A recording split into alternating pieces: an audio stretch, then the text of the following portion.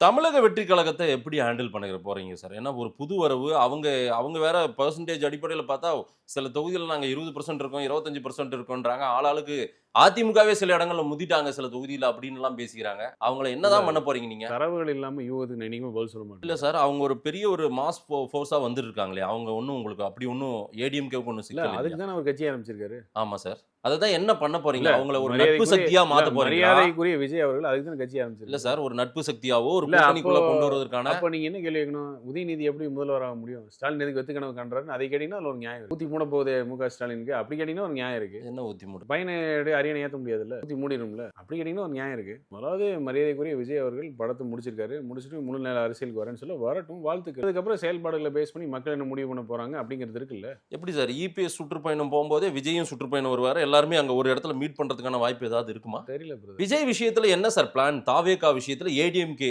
என்ன பிளான் வச்சிருக்கீங்க? தாவேகா மரியாதைக்குரிய விஜய் அவர்களுக்கு வாழ்த்துக்கள். அரசியல் களத்துக்கு வரட்டும். வந்து அவர் அரசியல் களம் காணட்டும்ங்கிறது வாழ்த்துக்கள். இல்ல ஓப்பனா உங்களுடைய முன்னாள் அமைச்சர் திரு ராஜேந்திர பாலாஜி போன்றவர்கள்லாம் விஜய் எல்லாமே எங்களுக்கு ஆதரவுக்கரம் நீட்டணும். இல்ல நீங்க தமிழ்நாட்டுல நீங்க ஒரு விஷயம் கேட்டீங்களா? அதிமுக பத்தி மக்கள் என்ன நினைக்கிறாங்க? தமிழ்நாட்டுல அரசியல் கருத்து தெரிவிச்சவங்க, அரசியல கூர்ந்து நோக்குற கடை கோடியில் இருக்கிற மக்கள் கிராமத்து போனா கூட அதிமுகவும் விஜயும் கூட்டணி சேர்ந்துச்சுன்னா கன்ஃபார்மா 2014 வரலாறு மீண்டு வரும் அப்படிங்கிறது அவங்களுடைய ஒரு கணிப்பு.